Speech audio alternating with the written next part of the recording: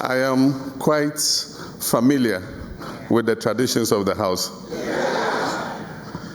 And having been president too, I'm quite used to heckling, so I won't have a problem. Right Honorable Speaker, honorable members of Parliament, honorable ministers of state, senior government officials, members of the diplomatic corps, distinguished ladies and gentlemen, let me acknowledge and introduce my wife seated to my left. Otherwise known as domestic commanders-in-chief.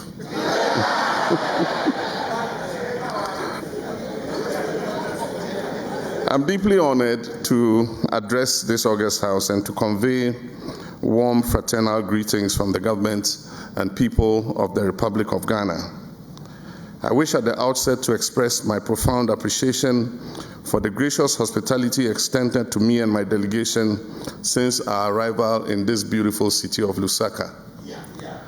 This visit reaffirms the enduring bonds of friendship and solidarity between Ghana and Zambia, bonds that have been forged during the historic struggle for Africa's political emancipation under the visionary leadership of our founding fathers, Osajifo Dr. Kwame Nkrumah and Dr. Kenneth David Kaunda.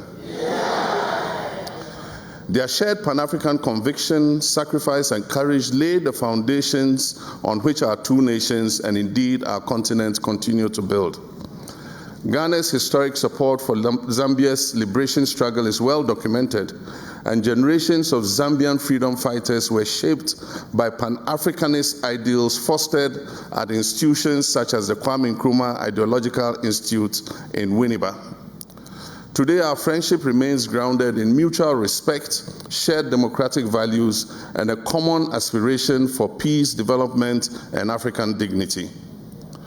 Right Honorable Speaker, the responsibility of our generation is clear. That is to translate historic solidarity and political goodwill into concrete economic and social dividends for our people. Our forebears won us independence and nationhood. Now we must win the fight for economic transformation and prosperity for our people. We must confront the battle of the economic emancipation of our country at a time when global geopolitics is undergoing tectonic shifts. Today, global humanitarian assistance is shrinking, official development assistance is declining, defense spending is rising, and traditional multilateral systems are under strain. Africa therefore faces a different pandemic, the pandemic of unfulfilled potential. Millions of our young people remain unemployed, health systems are fragile, and economies extract wealth without building capacity. Madam Speaker, Africa must confront this changing reality with transparency and pragmatism. Only days ago, I had the opportunity to address global leaders in Davos, where I spoke about the Accra Reset Initiative and the urgent need for Africa to redefine its development trajectory. Too many African countries remain trapped in what I describe as triple dependency. Dependency on external actors for security choices, dependency on donors for health and education systems, and dependency on suppliers of critical minerals while capturing little or no value. This condition undermines genuine sovereignty. History teaches us, however, that a crisis can sharpen resolve, and so Africa must take its destiny into its own hands. The Accra Reset does not seek to disrupt global partnerships. The Accra Reset advocates the forging of new partnerships to transform global systems that have been rigged against Africa and much of the global South for a long time. We must reset the narrative through unity of action, self-reliance, and the leveraging of our comparative advantages for industrial growth and economic transformation. Madam Speaker, we demand a redesign of outdated governance systems, including greater representation in global institutions such as the UN Security Council. We're calling for a rejigging of the global financial systems that have kept Africa in poverty and debt. While we must work collectively to achieve these objectives, much depends on how we act locally. Leadership is fundamental to achieving the goals of the Accra Reset Initiative. In Ghana, we've started taking action to change our narrative. Since my return to office 1 year ago, my administration has been guided by a clear, pragmatic reset agenda that is focused on economic recovery, macroeconomic stability, job creation, and inclusive growth. This approach is anchored in fiscal discipline, productive investment, good governance, and strengthened regional cooperation. We have chosen execution over excuses. We have reduced the size of government to 58 ministers and deputy ministers, including regional ministers. We are digitalizing public services to fight corruption, and we're investing in skills for the future, digital green skills and industrial skills. We have restructured our debt to invest in people, not just to service loans. And this is what resetting Ghana means, and it is delivering results. Honorable members, I'm pleased to note that Ghana has made tangible progress. Inflation has declined sharply from over 23.4% at the end of 2024 to 3.8% in January 2026. Currency stability has been restored, with the Ghanaian currency appreciating by 32% and ranking among the 5 best performing currencies in 2025. We've successfully renegotiated our debt obligations on terms that safeguard our national sovereignty and ensure sustainability, and we're steadily exiting the IMF extended credit facility with dignity as partners and not as supplicants. These reforms are not merely national achievements. They contribute to regional confidence and integration. And in this regard, Zambia is a natural partner. The complementarities between our economies, notably in mining, agriculture, energy, and manufacturing, present compelling opportunities for joint ventures, value chain development, and expanded bilateral trade. Right, Honorable Speaker, to achieve economic transformation, Africa must not be ashamed to leverage its comparative advantage in its natural resource endowment. Africa must exercise greater sovereignty over its natural resources if it is to create prosperity for its people. The era where we parceled out large-scale concessions to speculators who then turned around and flipped them for huge profits must end. We have the know-how, the technology and capital are available, and indigenous companies must be encouraged to participate in the extractive and mining sectors. We must support our indigenous private sector to capture the commanding heights of our economies. In Ghana, mining and the extractive sector play a significant role in our economy. And much like Zambia and other African countries, we are the source of critical minerals like gold, bauxite, and manganese. And yet very little value is added to these minerals locally. My country is changing that narrative. Ghana established the Gold Board in April last year to take control of and regulate our gold exports. The Gold Board was given sole authority to export gold out of Ghana. Since the establishment of the board, gold exports from the artisanal and small-scale mining sector have increased from 63 tons to 104 tons in 10 months. And the sweetest part of it is that this 104 tons have earned Ghana over $10 billion in forex inflows. We're also taking steps to domesticate the value addition of our minerals. The Gold Board has recently signed an agreement with a local gold refinery to refine about 1 ton of gold every week, rather than exporting the raw Dory gold. We aim to commence local processing of our manganese and bauxite as well, instead of exporting the raw ores. We've also replaced the flat rate royalty system for minerals with a sliding scale system from 5% to 12%, depending on the international market price of the mineral.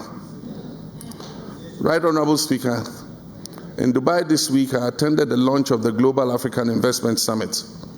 This initiative is led by Akin Adesina, former president of the African Development Bank, and a few collaborators who seek to find new ways to leverage the continent's natural resource endowment to raise more affordable financing to support Africa's economic transformation. This is an exciting initiative and has the potential to unlock enormous financial resources for Africa's development. As the African Union champion of African financial institutions, I'm leading advocacy for the repatriation and investment of part of Africa's huge foreign reserves in African financial institutions.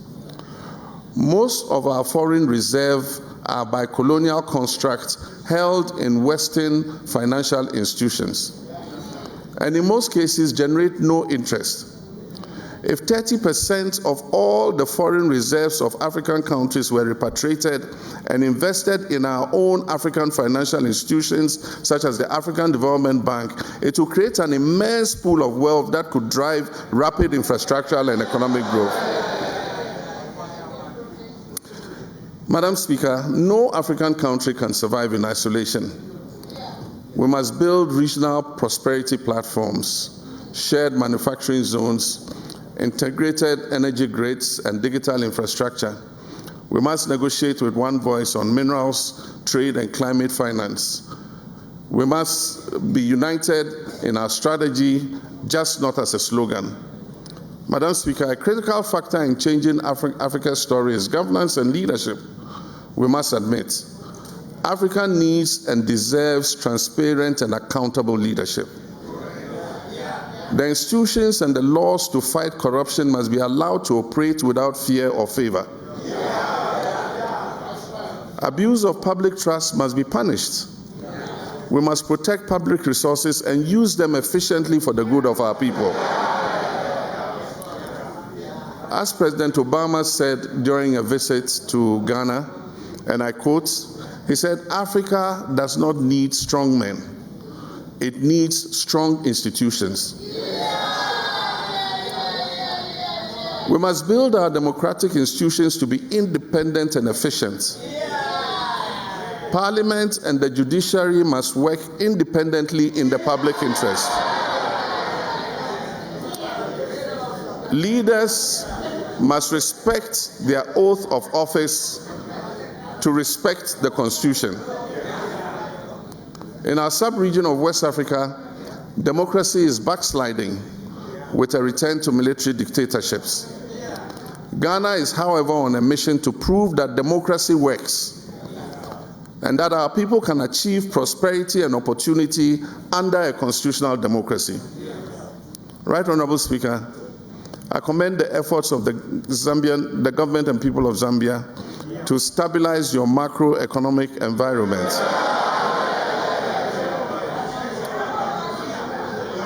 The improved performance of the Zambian currency, the kwacha, and the ongoing reform agenda sends positive signals to investors and regional partners.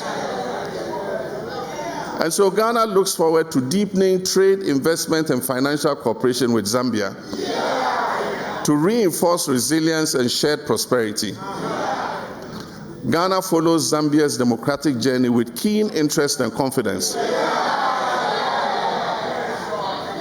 And as Zambia prepares for general elections in August this year, we wish to express our trust in the strength of your democratic institutions and the commitment of the Zambian people for free and fair elections.